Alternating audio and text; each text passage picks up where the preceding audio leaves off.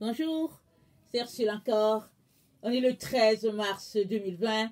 Alors je viens sonner la trompette une seconde fois aujourd'hui encore. Et je viens nous annoncer le proche retour de notre Seigneur Jésus-Christ. Il est très important de mettre sa vie en règle. Parce qu'on n'est jamais assez prêt, on n'est jamais assez sanctifié au point de dire non, moi je pense que je suis prêt, je n'ai plus besoin de faire quelque chose. Tant et aussi longtemps que Jésus n'est pas venu, il est de notre devoir de nous préparer, de nous examiner à tout moment. Amen. Ce n'est pas vrai que nous sommes sauvés un jour et sauvés toujours. Ça, ce n'est pas vrai. Ça, c'est l'évangile qui envoie le plus de personnes en enfer. L'évangile de sauver un jour, sauver toujours. Amen. Mais aujourd'hui, je ne suis pas là pour vous parler de cet évangile-là, on va le voir une autre fois. Mais je suis là pour nous encourager à mettre notre vie en règle. Amen. Et je sonne la trompette et j'annonce le retour de notre Seigneur. Que son nom soit éternellement béni. Amen. Je viens parler aujourd'hui des fêtes fixées par l'Éternel. Amen. Dans une des vidéos tout à l'heure, j'avais dit qu'il y avait 7 fêtes. J'ai oublié une parce qu'elle est la fête qu'on fête à chaque semaine. Amen. Et cette fête-là, c'est le sabbat. Amen. Alors, je l'ai oubliée. C'est la 8e fête. Parce qu'elle est fêtée à tous les samedis. Dieu appelle cela fête. Amen. On va lire rapidement. Hein? Qu'est-ce que Dieu dit de cette fête-là? Il est important d'aller dans le sens de l'Éternel. C'est très, très important. Très souvent, on se dit que, bon, voilà, on est assez sanctifié, on est sur le chemin de la sanctification, on s'examine, on trouve que tout est correct, et on aime le Seigneur, et on marche avec lui, et on se dit, bon, ok, Seigneur, je ne vois pas autre chose. Amen. Mais Dieu est tellement bon qu'il nous amène aujourd'hui d'aller dans des choses très, très importantes, à un niveau un peu plus élevé, mais c'est important pour nous, parce que nous sommes les fils du royaume. Nous ne sommes pas les enfants de ce monde pour fêter les fêtes de ce monde. Nous sommes les enfants du royaume et nous allons dans le même sens que le royaume. Amen. Et nous sommes assis avec Christ dans les lieux célestes. Nous vivons sur cette terre en tant que des ambassadeurs. Amen. Mais notre royaume n'est pas d'ici. Notre monde n'est pas d'ici. Il est donc important que nous puissions vivre notre vie sur cette terre comme nous la vivrons au ciel, ou bien comme elle est vécue au ciel. Là, c'est très important. Alors, nous devons nous arrêter sur ce que notre Père a dit et regarder qu'est-ce que lui, il pense. Amen. De toutes ces fêtes-là. Alors, je vais lire rapidement ce que Dieu dit du jour de repos. Alors, on va aller rapidement.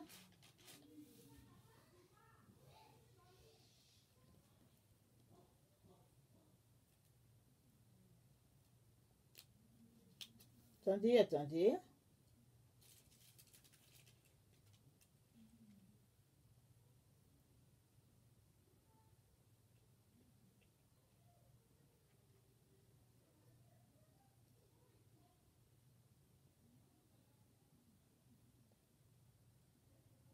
Ok, je vais lire, c'est dans Genèse 2. C'est juste pour introduire. Excusez-moi le petit temps que j'ai pris. Alors, ainsi furent achevés les cieux et la terre et toute leur armée. Dieu acheva au 7e jour son ouvrage qu'il avait fait, et il se reposa au 7e jour de toute son œuvre qu'il avait faite. Dieu bénit le 7e jour, et il le sanctifia, parce qu'en ce jour, il se reposa de toute son œuvre qu'il avait créée en la faisant. Amen. Attendez, je retourne à Genèse 1, le verset 31. Dieu vit tout ce qu'il avait fait, et voici, cela était très bon. Ainsi il y eut un soir, il y eut un matin, ce fut le 6e jour. On vient de lire que Dieu s'est reposé le 7e jour. Alors, le jour du repos, c'est le 7e, c'est le jour du sabbat. C'est le 7e jour, c'est pas dimanche. Dimanche, c'est le 1er jour. Dieu s'est reposé ce jour-là, le 7e jour. Il a dit c'était bon et c'est même très bon. Il s'est reposé.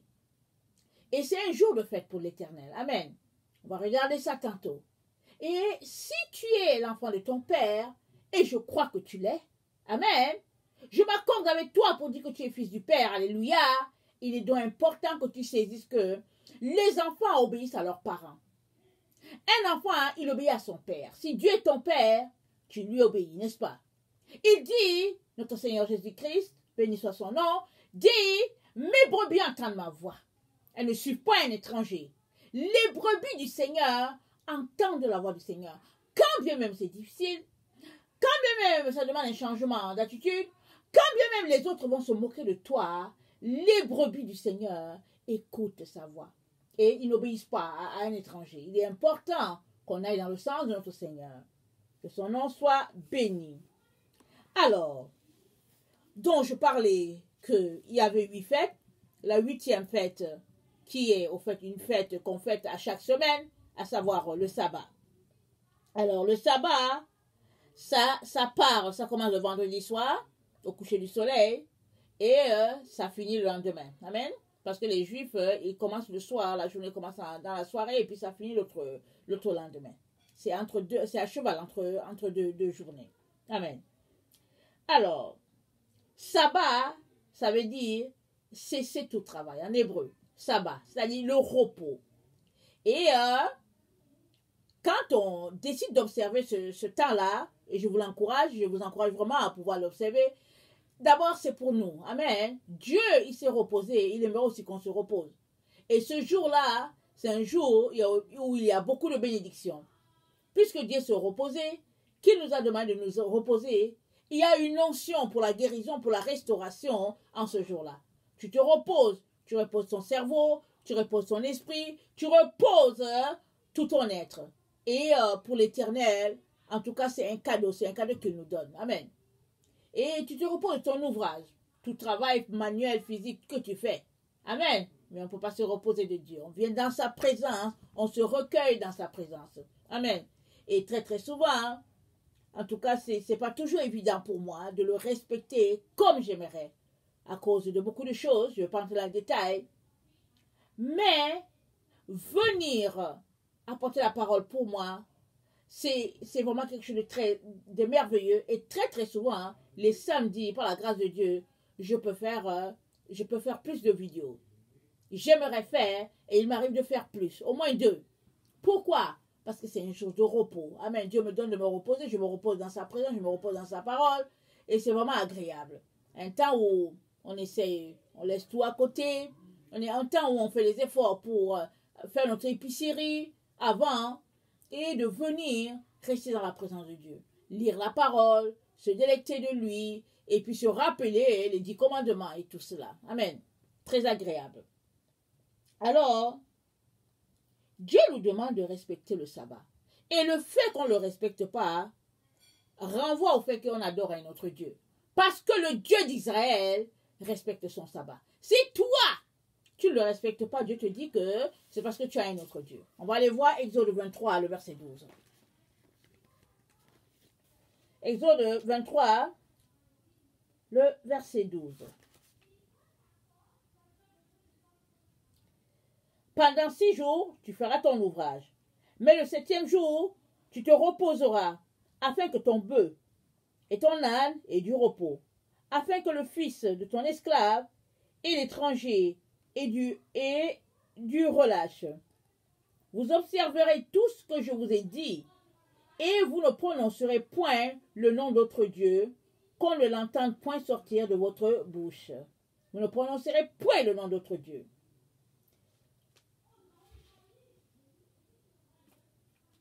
Bon, ok, je m'arrête là. Alors, Dieu donne les consignes. Il dit, tu ne prononceras pas le nom de notre Dieu ce jour-là. Ça, c'est très important. Alors, quand on s'examine, c'est de se demander, est-ce qu'on n'est pas en train de prononcer le nom de notre Dieu? Par exemple, prononcer le nom de notre Dieu, c'est comment? Tu peux le prononcer par ta bouche, mais tu peux aussi prononcer le nom de notre Dieu par toutes tes actions. Amen. Par ce que tu fais. Alors, le simple fait que tu n'observes pas le sabbat, tu es en train de dire à Dieu que tu as un autre Dieu. Parce que le Dieu d'Israël, le Dieu d'Abraham, d'Isaac et de Jacob, ce Dieu-là a dit à ses enfants de se reposer.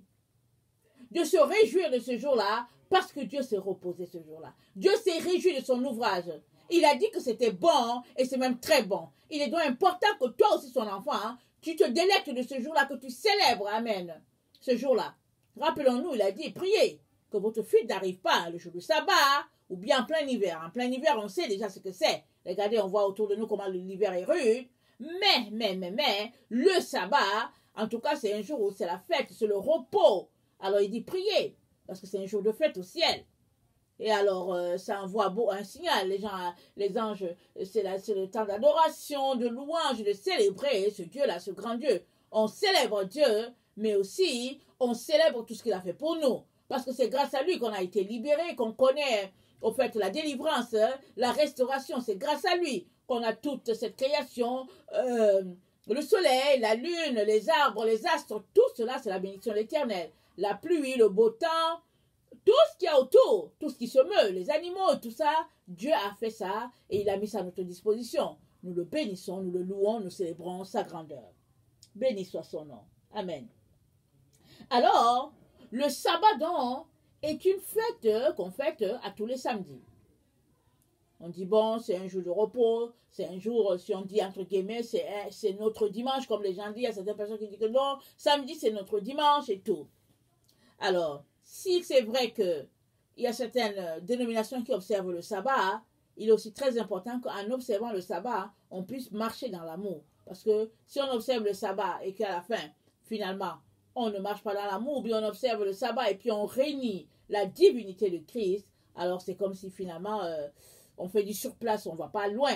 D'un côté, on fait bien d'observer ce jour-là qui est le samedi, de l'autre, bon, on se retrouve quand même à être fautif envers Dieu. Et ce que Dieu aimerait pour nous, c'est que nous puissions nous comporter de manière à nous sanctifier sur tous les plans.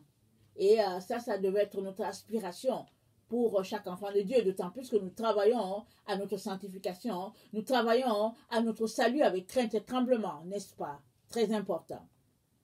Alors, le sabbat, donc, c'est cette fête-là, la première que je vais énumérer. La deuxième, bon, je vais parler de cette autre fête. Et la deuxième fête, c'est la Pâque. Ok? La Pâque. Et elle commémore la sortie d'Israël d'Égypte. C'est la délivrance du peuple juif. Et nous voyons cela dans Exode. On va le lire. C'est le jour où ils ont été délivrés de la tyrannie de Pharaon. C'est le jour où Dieu les a libérés du joug du Pharaon. Le joug qui pesait sur eux. Alors, rappelons-nous, Dieu a dit à Abraham, tes enfants seront esclaves en Égypte pendant 400 ans au moins. Et je vais les faire sortir. Et je vais les envoyer sur la terre promise. Et je vais juger la nation, ils auront été esclaves. Et nous savons comment ça n'a pas été facile pour le peuple juif sous la domination de Pharaon. Amen. Et Dieu s'est souvenu. Et un juif qui a grandi dans la cour, c'est lui que Dieu a utilisé pour aller encore libérer son peuple. Béni soit le nom de ce Dieu-là.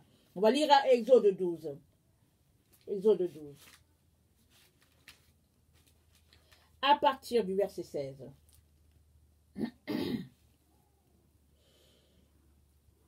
Le premier jour, vous aurez une sainte convocation. Le 7e jour, vous aurez une sainte convocation. On ne fera aucun ouvrage ces jours-là. Vous pourrez seulement préparer la nourriture. Attendez, je ne suis pas au bon endroit. Je me suis trompée. C'est pas là que je devais commencer. Ok? Exode 12. Je commence au verset 1. L'Éternel dit à Moïse et à Aaron dans le pays d'Égypte, ce mois-ci sera pour vous le premier des mois. Il sera pour vous le premier des mois de l'année. C'est le mois de Nissan. Amen. On appelle ça le mois de Nissan. Chez les Juifs, je pense que c'est le mois d'avril. Parlez à toute l'assemblée d'Israël et dites, le 10e jour de ce mois, on prendra un agneau pour chaque famille, un agneau pour chaque maison. Si la maison est trop peu nombreuse, pour un agneau, on le prendra avec son plus proche voisin, selon le nombre de personnes. Vous compterez pour cet agneau d'après ce que chacun peut manger. Ce sera un agneau sans défaut, mâle âgé d'un an. Vous pourrez prendre un agneau ou un chevreau. Vous le garderez jusqu'au 14e jour de ce mois. Et toute l'assemblée d'Israël l'immolera entre les 2 soirs. C'est très important avec le Seigneur. Quand il signifie, quand il précise, quand il faut faire quelque chose. Il a dit, vous allez immoler cet agneau entre les 2 soirs. On prendra de son sang et on en mettra sur les 2 poteaux et sur les linteaux de la porte des maisons où on le mangera. Cette même nuit, on en mangera la chair, rôtie au feu, on la mangera avec des pains sans levain et des herbes amères. Vous ne le mangerez point à demi cuit et bouilli dans l'eau. Mais il sera rôti au feu avec la tête, les jambes et l'intérieur. Vous n'en laisserez rien jusqu'au matin. Et s'il en reste quelque chose le matin, vous le brûlerez au feu. Quand vous le mangerez, vous aurez vos reins sains, vos souliers aux pieds, votre bâton à la main, et vous le mangerez à la hâte. C'est la Pâque de l'Éternel. Amen. Amen. Ici, on a une partie d'Éphésiens 6, à partir du verset 12, notre armure en tant qu'enfant de Dieu, en tant que soldat de Jésus-Christ. Amen. Il dit, quand vous le mangerez, vous aurez vos reins sains. La vérité à vos reins sains, symbole de vérité. Amen. Il est important qu'on marche dans la vérité, qu'on dise la vérité, qu'on vive selon la vérité. La vérité, c'est la lumière. Amen. Vos souliers aux pieds, le zèle de l'évangile, amen, à nos pieds. Votre bâton à la main, l'épée de l'esprit, amen. Et vous le mangerez à la hâte, c'est la Pâque de l'Éternel. Cette nuit-là, je passerai dans le pays d'Égypte, et je frapperai tous les premiers-nés du pays d'Égypte, depuis les hommes jusqu'aux animaux, et j'exercerai des jugements contre tous les dieux d'Égypte. Je suis l'Éternel. Le sang vous servira de signe sur les maisons où vous serez. Je verrai le sang et je passerai par-dessus vous. Et il n'y aura point de plaie qui vous détruise quand je frapperai le pays d'Égypte. Vous conserverez le souvenir de ce jour et vous le célébrerez par une fête en l'honneur de l'Éternel. Vous le célébrerez comme une loi perpétuelle pour vos descendants. Une loi perpétuelle. Ça veut dire qu'on le fait ici sur la terre, on le fait aussi au ciel. Une loi perpétuelle. Amen. Pendant 7 jours, vous mangerez des pains sans levain.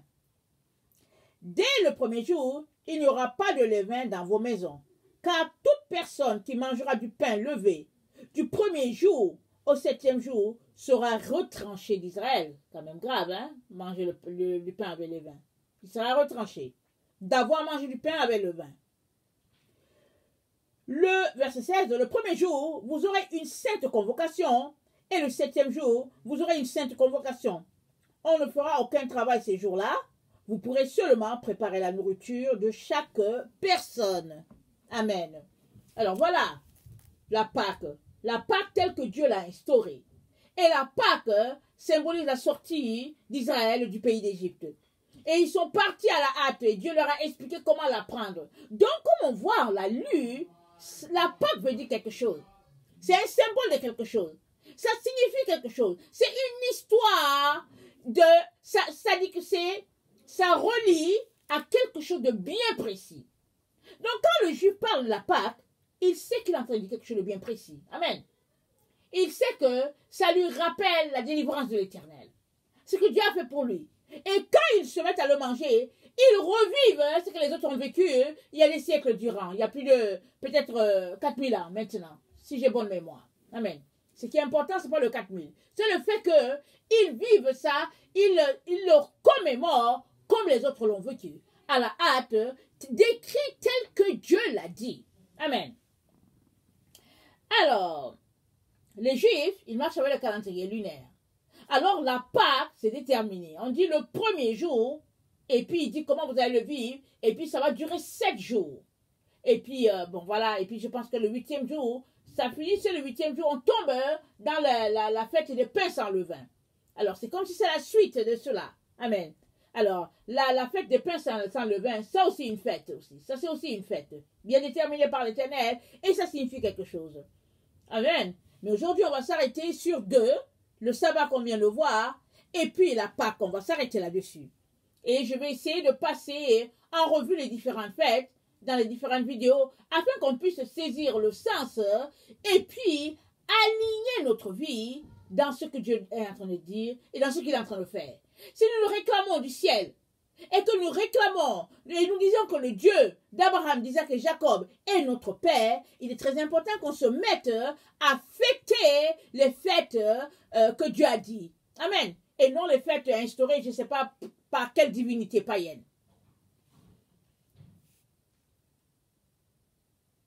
Alors, le jour de la Pâque correspond souvent au jour de la pleine lune. Alors, parce que c'est à partir du 14e jour que Dieu a dit comment il devrait le faire. Ils disent c'est le 15 de Nissan.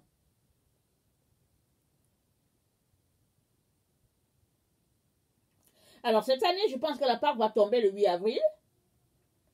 Et puis, elle va finir une semaine plus tard. Je ne sais pas quelle est la date de la Pâque fixée dans le calendrier pour les gens qui vivent en Occident, mais qui ne sont pas juifs, je ne sais pas. Hein.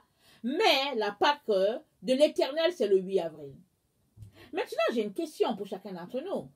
Alors, si nous nous réclamons de Dieu, est-ce qu'il y a une Pâque chrétienne?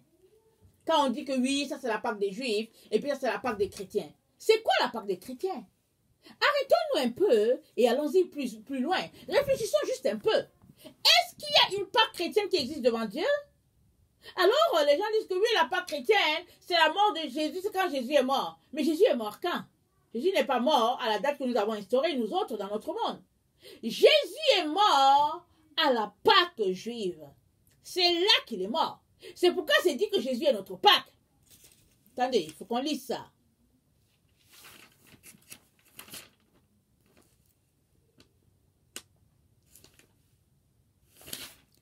Alors, je vais lire Hébreux 10, le verset 10 à 17.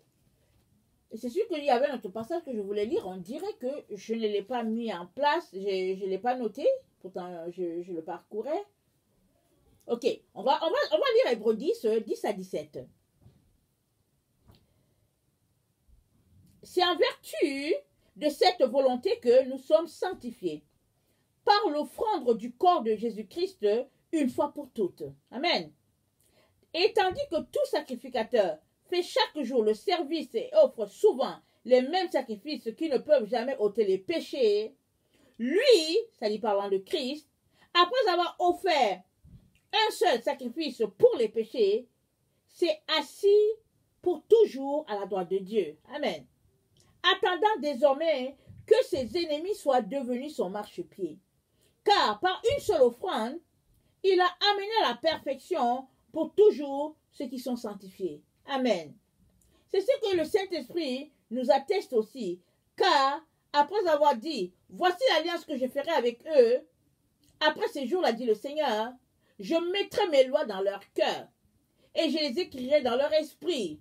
Il ajoute, et je ne me souviendrai plus de leurs péchés, ni de leur iniquité. Or, là où il y a pardon des péchés, il n'y a plus offrande pour le péché. Amen. Ainsi donc, frères, quoique nous avons au moyen du sang de Jésus-Christ un libre accès, quoique nous avons, au moyen du sang de Jésus, une libre entrée dans le sanctuaire, par la route nouvelle et vivante qu'il a inaugurée pour nous, au travers du voile, c'est-à-dire de sa chair, et puisque nous avons un souverain sacrificateur établi sur la maison de Dieu, approchons-nous avec un cœur sincère, dans la plénitude de la foi, les cœurs purifiés d'une mauvaise conscience et le corps lavé d'une eau pure. Amen. Ça dit, par la route nouvelle et vivante qu'il a inaugurée pour nous, au travers du voile, c'est-à-dire de sa chair. Et puisque nous avons un souverain sacrificateur établi sur la maison de Dieu, approchons-nous de lui avec un cœur sincère, dans la plénitude de la foi, les cœurs purifiés d'une mauvaise conscience et le corps lavé d'une eau pure. Alors quand on lit ça et qu'on s'arrête, on est obligé de se demander, Seigneur, c'est quoi cette Pâque-là qui est là, qu'on nous dit que ça c'est la Pâque des chrétiens? Qui l'a fixée, qui l'a établie? Parce qu'il y a une seule Pâque, c'est Jésus notre Pâque. Jésus est notre Pâque, parce que Jésus est venu accomplir ce qui a déjà été établi. Alors les festivités que Dieu a déclarées, que Dieu a instaurées, existent au ciel. Et le tabernacle, qu'est-ce que Dieu a dit à Moïse? Il dit, regarde-le, fais-le exactement comme tu le vois. Parce que le tabernacle est le reflet de ce qu'il y a dans le ciel. C'est la photo en petit caractère de ce qu'il y a au ciel. Il lui a donné toutes les mesures. Il dit, voilà, regarde, tu le feras exactement comme ça. Alors, comment se fait-il que nous réclamons de Dieu et nous suivons des choses que Dieu n'a pas instaurées? C'est important de s'arrêter, de se poser des questions. On est sur le chemin de la sainteté. On est en train de se questionner sur certaines choses. Ne dis pas que ben non, il ne faut pas exagérer. Mais qui t'a instauré la fête là que tu fais, que tu dis que oui, c'est Noël, oui, c'est pas. Qui a mis ça? C'est Dieu?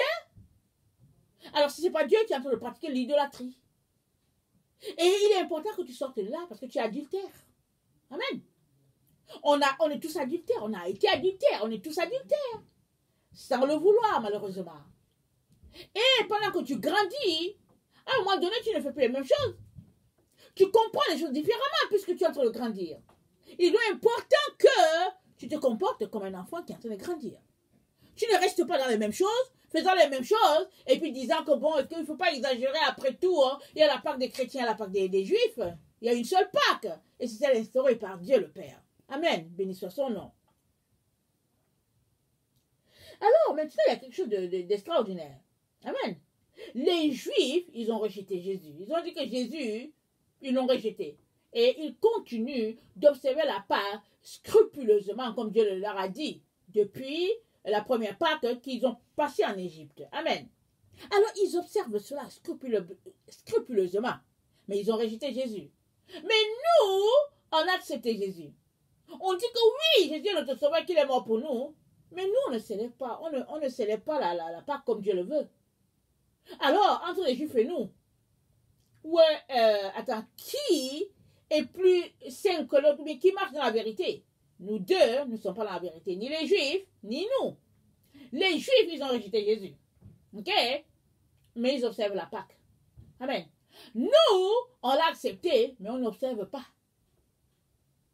Alors ne pensons pas qu'on est mieux qu'eux. On fait pire. On fait pire. Pourquoi? Parce qu'on dit qu'on l'a accepté.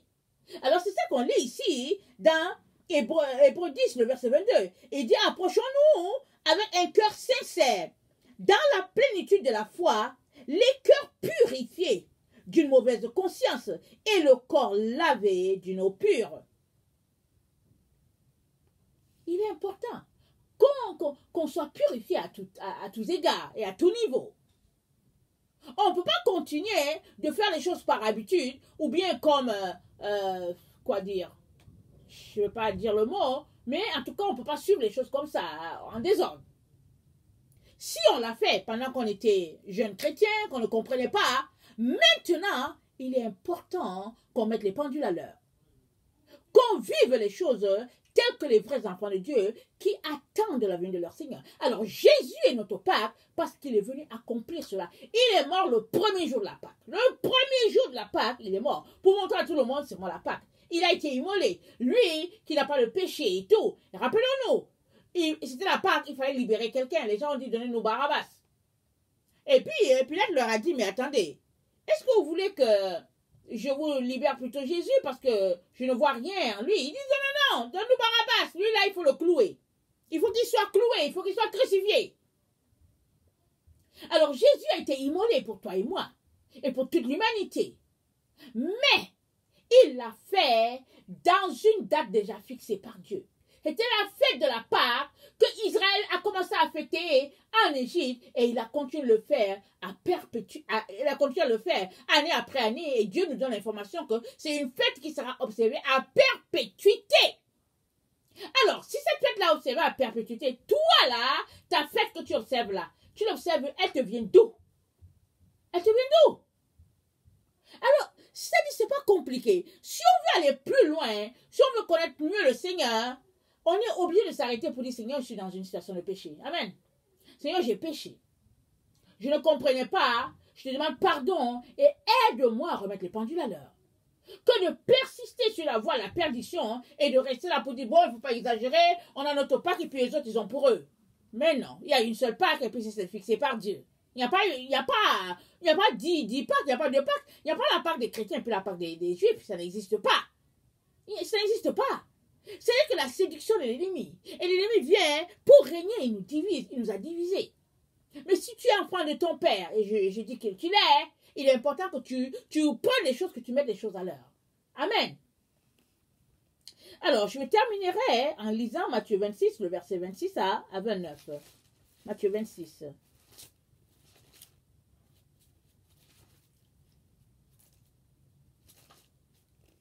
Ok, le verset 26 à 29.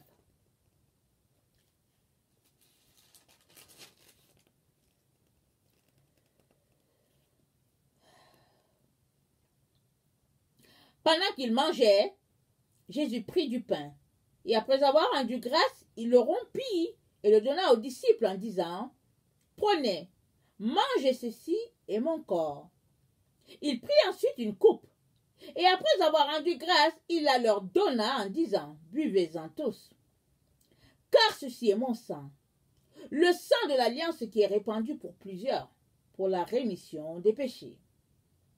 Je vous le dis, je ne boirai plus désormais de ce fruit de la vie, jusqu'au jour où j'en boirai de nouveau avec vous dans le royaume de mon Père. » Amen. Mais c'est à quelle occasion qu'on le boira encore? Dans une occasion de Pâques. Il l'a fait, il a pris le pain, il a pris le vin à la Pâques. Et ça sera fêté encore au ciel. À la Pâques. Au moment, la date fixée, là, telle que Dieu l'a dit, ça sera fêté au ciel. Mais toi, là, ta Pâques, là, elle est fêtée où? Elle vient d'où? Elle vient des profondeurs de l'enfer, cette date-là. Ce n'est pas Dieu qui a fixé cette date. C'est difficile d'admettre. Ça nous réveille de quelque chose, mais il est important qu'on marche dans la vérité. Qu'on lave notre conscience de toute impureté. Et qu'on se lave dans l'eau de Dieu. Et l'eau de Dieu, c'est sa parole. C'est la vérité de sa parole. Amen. Parce que l'eau limpide coule du trône. C'est comme le cristal, ça nous dit dans l'Apocalypse 22.